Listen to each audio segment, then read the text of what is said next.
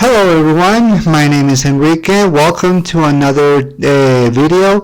However, I'm not going to review something in this episode. I'm going to do a top 10, which is vastly different from what I used to do, but it's something that I always wanted to do from the beginning of this channel.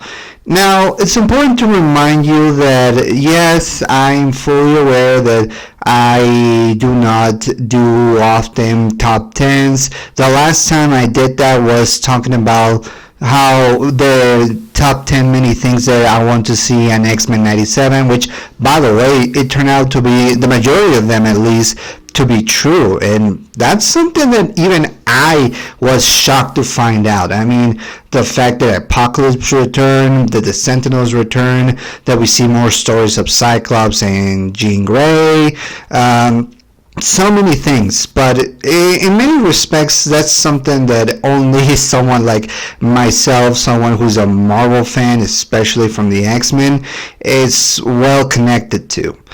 But regardless, I think it's more than enough time for me to talk about another top 10, but this time is going to be talking about the top favorite comic book characters.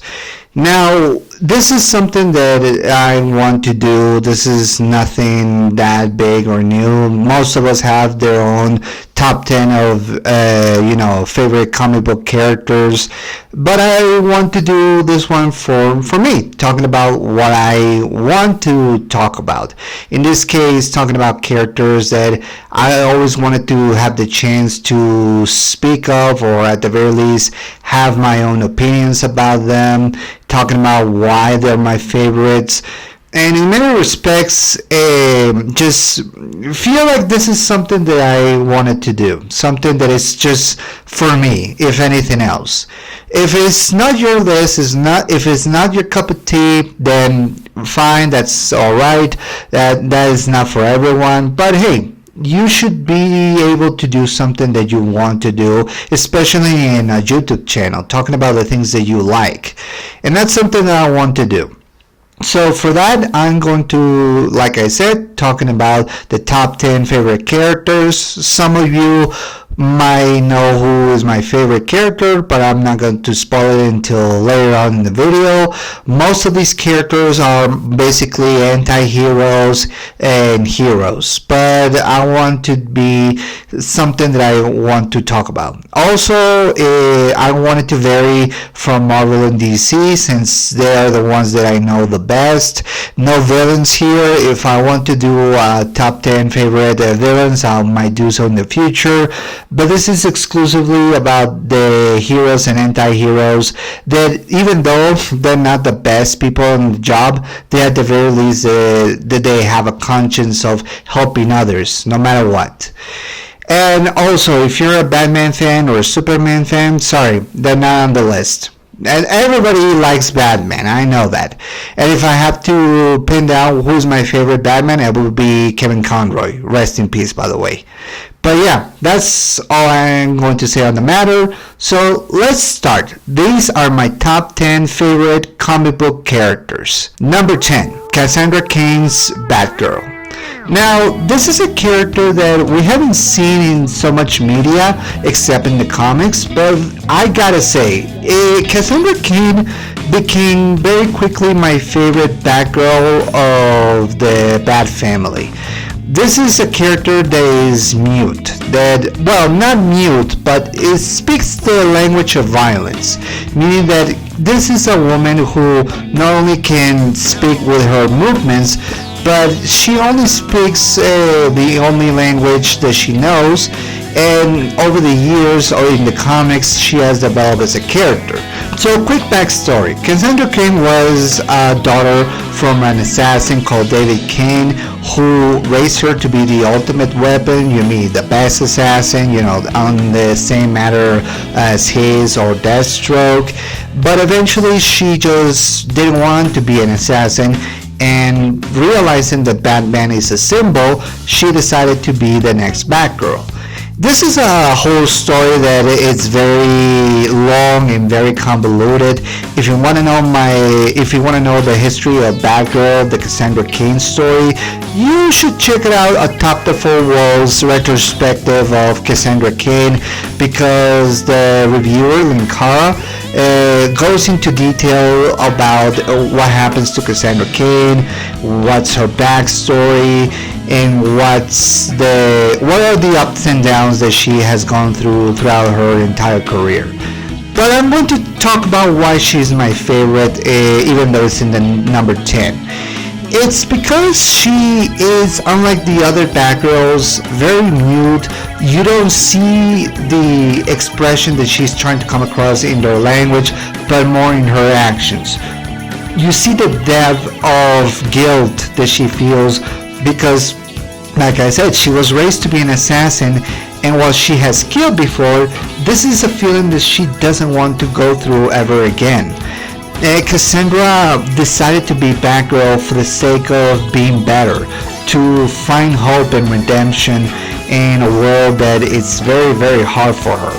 And especially given the history that she has with her father, that's saying something. What I like about Batgirl is that she doesn't say much, but she says just enough. And not with words, but with actions. And that's something that I want to see in any future, in any future movies or TV shows. The fact that Birds of Prey screw around with the character, it's infuriating. If I reach the day that I review Birds of Prey, I might tell you why I don't like that movie and why they screw around with the character of Cassandra Cain in that movie. Yeah, I don't like that movie, and if you like it, more to the power to you. But one day I'll tell you why I don't like Birds of Prey. And that's mostly because of what they did to Cassandra. But regardless, I still feel like she quickly became one of my favorite members of the Bat family, and I want to see her in more future installments. I hope James Gunn can do something different with the Bat family and put Cassandra in the forefront. That's all I hope for.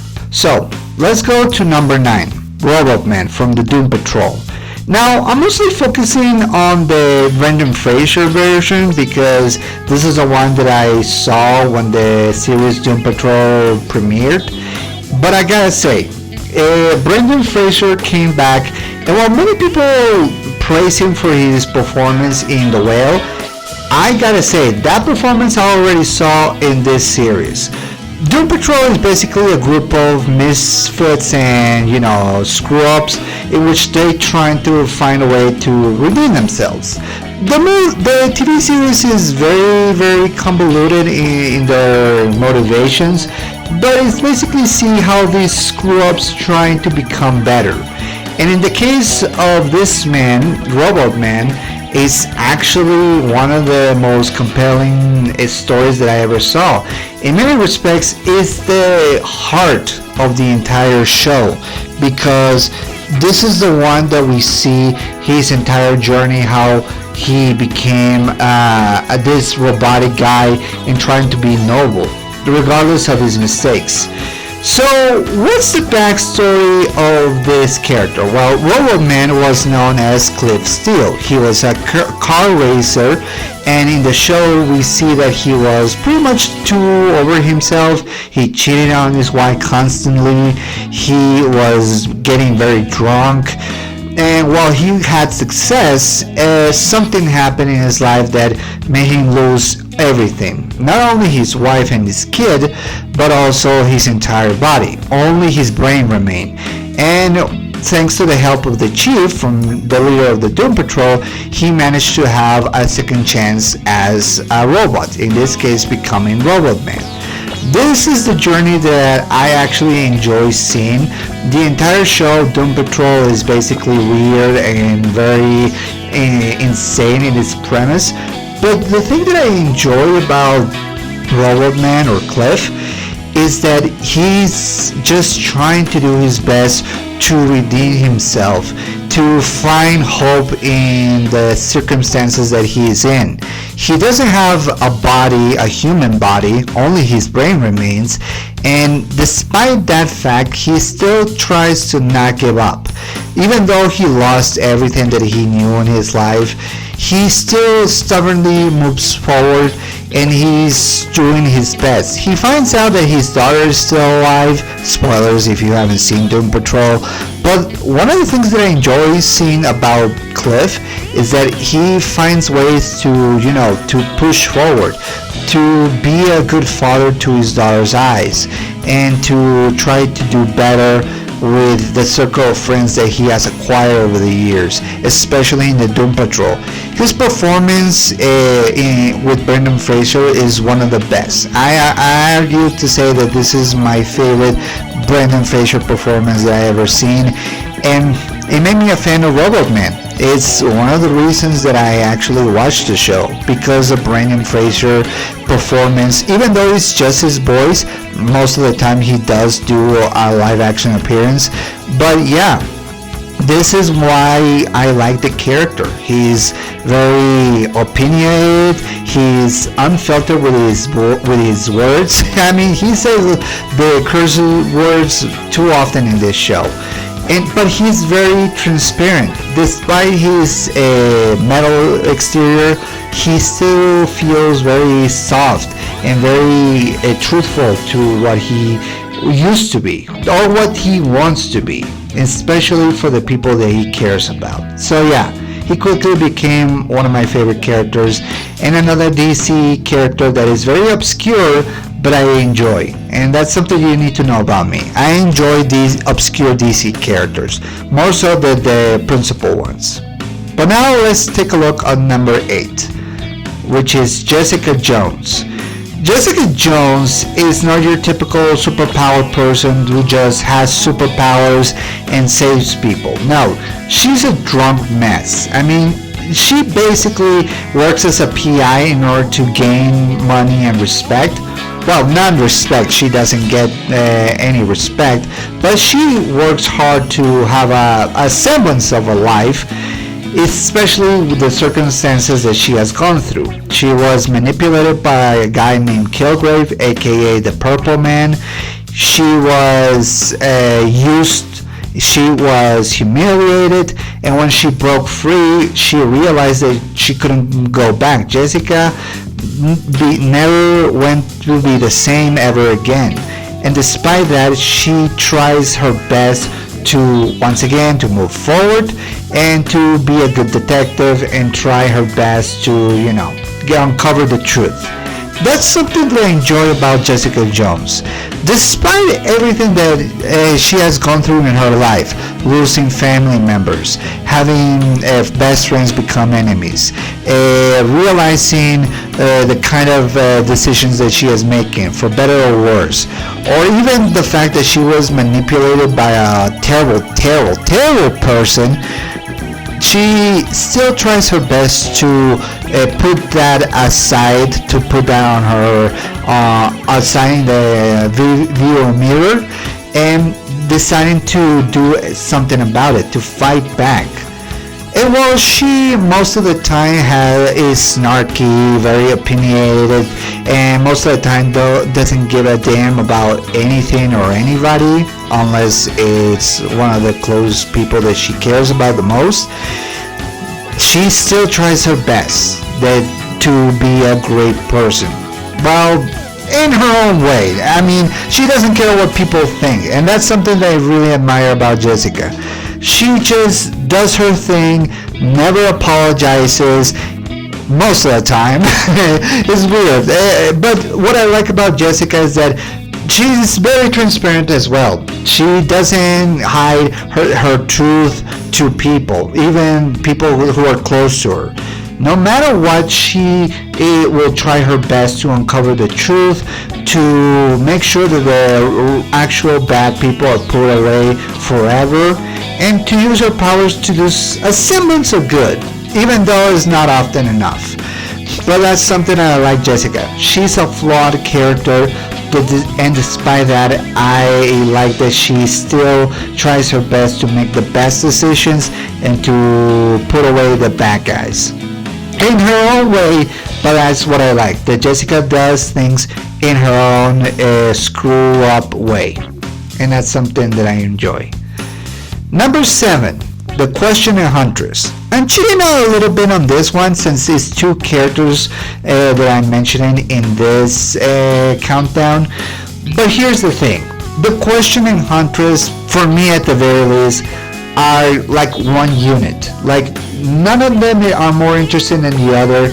And while despite most of the time that the 2 characters are basically different, what I like is that they're somehow the same, and that's what attract to each other.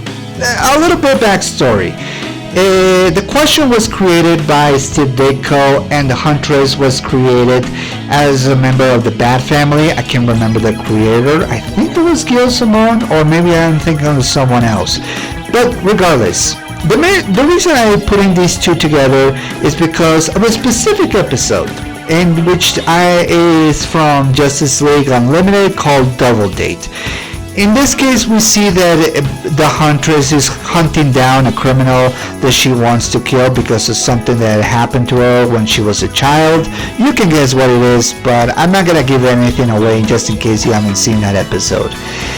Anyway, the Question decides to help her, and the entire episode we see that both Question and Huntress are trying to find out where the criminal is and to stop him. Although Helena, or in this case Huntress, wants to just kill the criminal. The real name of the Huntress is Helena Bernelli, and she is very stubborn, she's very hot-headed, and does things herself. She's willing to kill no matter what, and that's something that a lot of people like about the character, that she, unlike the Bat family members, she doesn't care about the moral code, instead to get the job done. Because, let's face it, even though Batman has a screw-up history in which he lost his parents and tries everything in his power to never let that happen again, he doesn't kill. But Helena, it's a different story. She doesn't have the same moral values that Batman does. Now, the Question, just like Batman, is also a detective. But here's the thing. Unlike Batman, that in some cases he tends to see the wide open picture about the person, the personality, who that person is, which can often be very bad for some people, but it's something that Batman still struggles to be human. Something that we know about the Question, real name Victor Sage, is that he sees things black and white.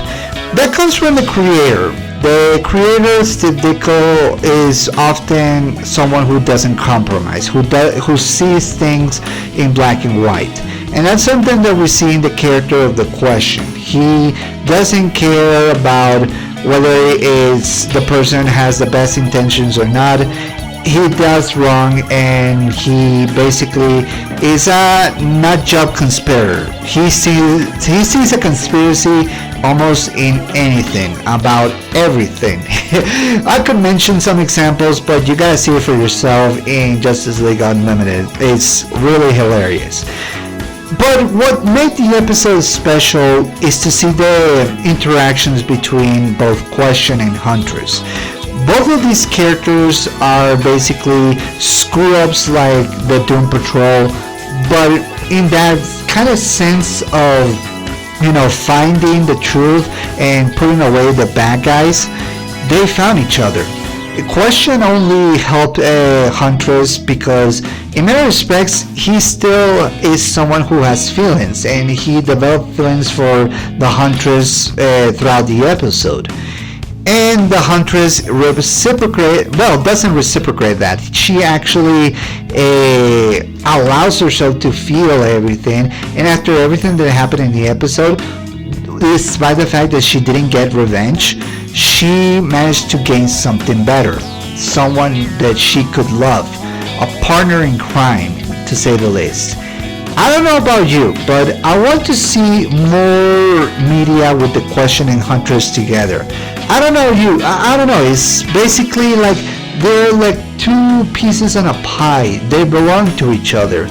I'm a guy who's a hopeless romantic. I never had a relationship in my life. But by God, I want that kind of relationship that Huntress and Question have for each other.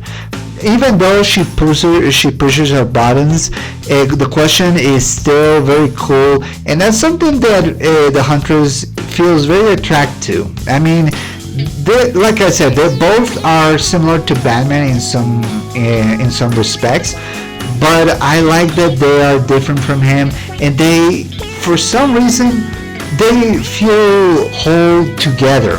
I don't know if that makes any sense, but that's something that I feel about these characters. Question and Huntress are my favorites, and if you don't disagree, if you don't agree with that statement, fine, that's up to you. But hey, this is my list, and I could say whatever the hell I want. So, moving on. Let's talk about number 5, Starfire. This is the only member of the Teen Titans that I'm picking on, because here's the thing.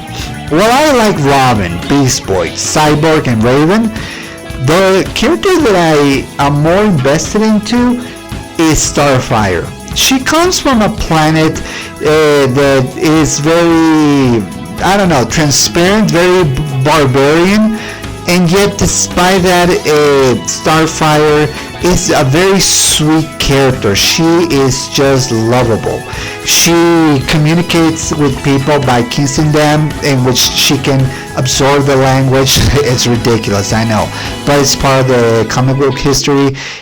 She's very open-minded. She's so, I don't know, like, imagine someone that you see, like a kid who's very happy all the time, who sees positive things. That's Starfire. To me, she's like the cheerleader that you need in your life. Someone who is a good friend, who doesn't give up, who shoots fireballs from her fists, who is very open and truthful to herself and to others. And that's something that I enjoy. She's very sweet and kind and lovable, but when she needs to fight a battle, she's not afraid, and she will go through the end to stop the criminal. And I gotta say, I admire that. The performance, of course, in the Teen Titans series is one of the factors that I decided to use to put in this list, because here's the thing. Starfire is very truthful to herself and to others. She doesn't hide anything, and she will let you know why she feels the way she feels. And that's something that we need in a team full of teenagers who hide things from themselves and from others, but that's very truthful. I mean, next to Beast Boy, she might be one of my favorite hilarious characters, and that's something that comes from this show alone. I mean, I love Starfire and how the way she is. It's just the way I feel. Let's go to number 5, which is Daredevil. Matt Murdock, who is a blind lawyer by day, becomes a vigilante by night in an effort to stop crime and to stop criminals from doing harm to others. He was a boy who lost his sight due to chemicals, but because of that, he gained enormous strength and ability to fight and to be resilient. Also, his other senses, from smell to hearing, increase a lot more. And thus, he's putting all these abilities, as well as a lot of training from his mentor Stick, to good use and to protect Hell's Kitchen from all sorts of evil. I will say, at the beginning, I always thought that Daredevil was a villain because, well, I'm a guy who is very Catholic, and I always believed that the devil was bad. And it still is. I mean, I still believe that the devil is bad. But this is a case in which they use the devil in a different way. Matt Murdock is using the theme of the devil in order to scare criminals. Similar to Batman, but unlike him, he doesn't have many gadgets. Only he has his sticks, and his suit, which is very devilish. It's paying homage to his father, who they have a saying called "Let the devil out," which is punching the bad guys so hard that they don't get up from any punch. And that's something that I really enjoy. I also enjoy the struggle that Matt Murdock goes through as a lawyer and as a vigilante. He has a lot on his plate. He has friends, he has family, but often he tries to put everything on balance. Similar to another character that I'm going to talk about later, this is a character who doesn't seem to be faced by any danger, but it doesn't know when to quit, and sometimes he can be very stubborn and very hot-headed. But that's something I really enjoy. He also struggles often enough with the criminals, whether he lets them live or die, which he doesn't often kill them. He doesn't kill them at all. But he goes through those struggles because he has very strong morals. He's a very Catholic boy, and he tries to do everything to do by the book or by what he feels that it's the right thing, and that puts him on the edge of the void. But that's something I really enjoy about Matt Murdock. That despite all the odds against him, despite the fact that he doesn't see a thing, he can still feel in his heart what's the right thing to do, and he tries his best to put away all his misconceptions in order to fight crime. And that's something that we really admire. And that's something that Charlie Cox really portray well in his series. So yeah, this is one of my favorite characters. Alongside another one that I'm going to talk about right now, which is number 4, the Punisher. The Punisher is a killer. He's a soldier, he's an anti-hero, he's a guy that you don't want to mess with. Frank Castle, a soldier for the US Army, depending on which continuity takes place, lost his entire family due to crime and from all sorts of gangs. He made a vow to himself that it will never happen again, and decided to use his skills in fire and wars to kill all the criminals. And I mean kill them with no possible resurrection. The Punisher is an unforgiving character. He doesn't let any criminal slide. You see him, if the Punisher sees you, he will kill you if you have done something wrong. That's his code, that's his moniker, and that's something that he has carried on through many incarnations and so many stories. This is something that I really enjoy about the Punisher. Frank Castle is a very flawed individual. He, just like the Question, doesn't see things in black and white. He does see things in black and white. But most importantly, unlike Daredevil, in which despite the tragedy that Daredevil suffered and is trying his best to move forward and to be a better person and not to kill, Frank Castle doesn't see that. He has his entire family killed, friends betrayed, and he has lived an entire life of war. He doesn't see anything but a war. It's almost like he needs it in order to have a purpose. And that's something that we see in many stories. How Frank finds purpose into killing all the criminals and make sure that they never rise again, or to end all the criminals in not just New York, but in the entire world. That's who Frank Castle is, and that's something that I really like about the character. Despite all the terrible things that he does, he still has a semblance of humanity, and this is a guy who has a moral that many people to this day find to agree with. Even though I don't agree with the fact that we kill criminals, I mean, that will make us no better than those guys who rob us or that makes us damage. This is a guy that we can see a lot of in a person. How one person who lost his entire world to crime decides to take action in maybe the best way or the worst way possible. But that's something that we enjoy about Frank Castle. Now let's go to number 3. which is in this case Christopher Smith, aka the Peacemaker. This is the most recent character that I enjoy, and that's mostly due to John Cena's performance. But what can I say? This is the one character from DC that I would put number one any day. If this was a list of only DC characters, then Peacemaker will be number one. And yeah, it is due to John Cena. But what can I say? I just enjoy this character. Christopher Smith is a young boy who was raised by his father to be an assassin, a killer. He made a vow of peace in which he will kill everyone who gets in the way of peace, using his gadgets, his weapons, and his helmet, as well as with the help of his best friend Eagly. He will get rid of crime and make sure that the bad guys don't come again. Similar to the Punisher, but unlike the Punisher in which he has a semblance of laws, the Peacemaker is basically an unfiltered character. He's, like John Cena describes it, a douchey Captain America. He believes in freedom by any cost, but it will mean killing everyone, man, woman, or children. Which I know. What kind of character do you like if he does things like that?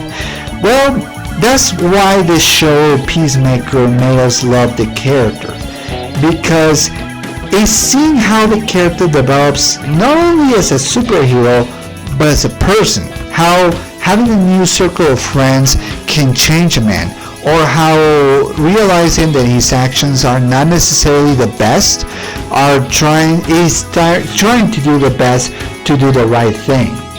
And that's what I like about this character, the journey that goes through, how he changes and how other people help him shape his views, how he becomes better while the world is still bad. How do you make a character like the Peacemaker, who's very, very unlikable in the first appearance, somehow become more appealing to other people? And yes, it's due to John Cena's performance, but that's one of the things that I enjoy about Peacemaker. The fact that he's a man of peace, but he's willing to kill for it, is making him realize how that journey probably will not end well, and how he's essentially a screw-up character that, just like many others that I mentioned before, tries his best to move forward and to do the right thing in the end. And that's something I really enjoy.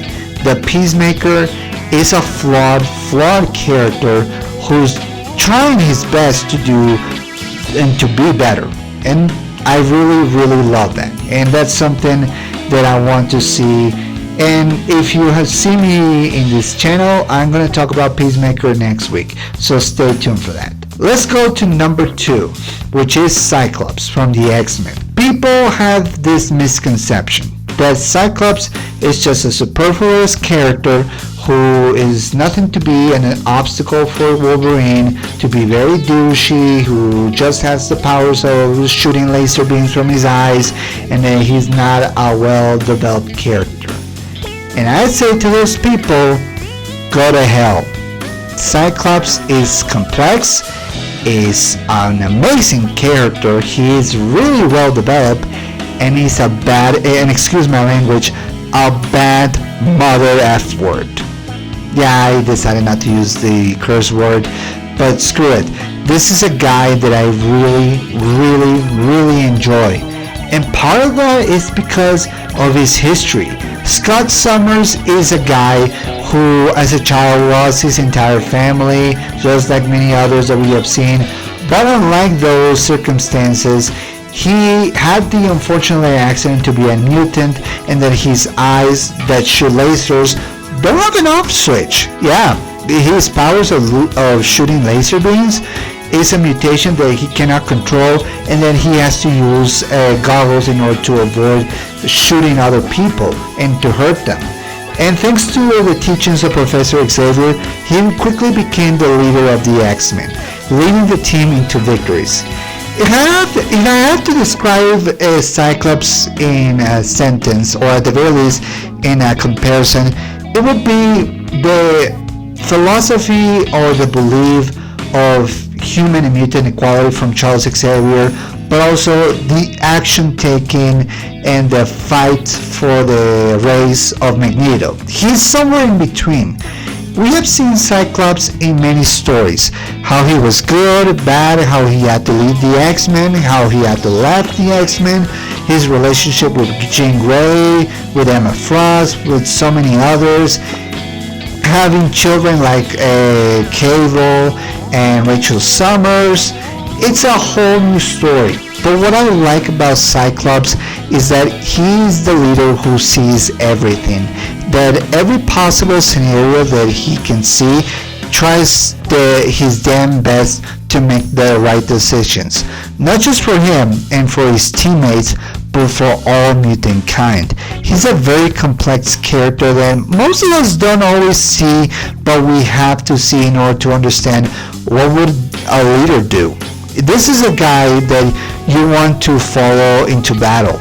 He knows this tragedy. He wants to make your teammates strong, and more importantly, he has to fight to the end, to the bitter end, for a better future. And that's Cyclops. He's a leader, a father, a husband, a leader of the mutant race, a hero, a villain. He's everything that he can be and more. And that's something that I really enjoy about Cyclops. Scott Summers is a great character, and thanks to X-Men 87, people know why. And that's all I ever wanted for Cyclops. To be the greatest hero and the greatest character, and not only in X-Men, but also in Marvel and comic book history. But now let's talk about number one, and that is of course Spider-Man. Spider-Man to me is a representation of my entire life. Not there to the point of losing loved ones like uncles or parents, which I did lose, but not to the degree that Peter Parker did. But yet, this is a character that I've seen myself in many respects. He's a guy who lives his everyday life trying to have a job, to have a relationship with people, and yet when danger calls, he goes into battle as Spider-Man, cracking jokes, saving people's lives, and just to be an overall hero. If you have to compare Spider-Man to any other character, it would be impossible, because to me, Spider-Man is unique.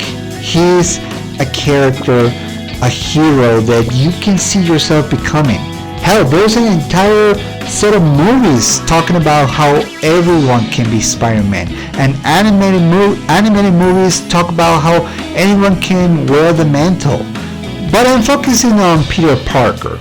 In this case, what I like about Peter Parker is, despite all that he has gone through, love, loss, tragedy, villains, job unemployment, and all that, he still tries everything in his power to move forward, to save people's lives.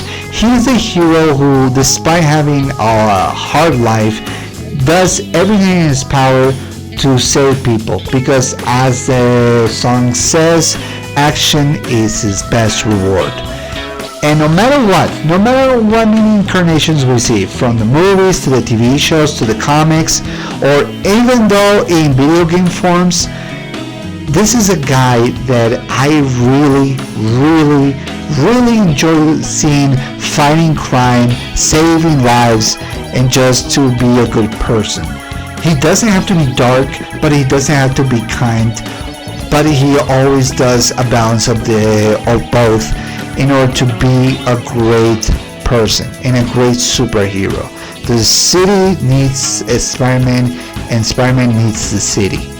There's something weird to make establishment, but guys, there's a reason I basically enroll myself. I obsess with Spider-Man paraphernalia. This is something that I really enjoy watching, listening, and playing. This is a character that I've seen in many incarnations, for better or worse. I've seen Japanese versions of Spider-Man. I've seen comic book versions and advertisements about foods with Spider-Man. This is a character that is everywhere, and it's for a good reason.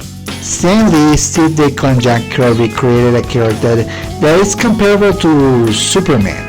They're both great, but one of the things that makes Spider-Man better than Superman for me is that he is a human being trying to do the best decisions he can and using his powers for good. Or as they said, with great power comes great responsibility. And that's something that I really enjoy. So yeah, he is my number one any day. So yeah, that is my list. So I hope you guys enjoy it. But what do you think? Do I think my choices are good? Do you think my choices are bad? Do you think I need to include more characters? Let me know in the comment section below.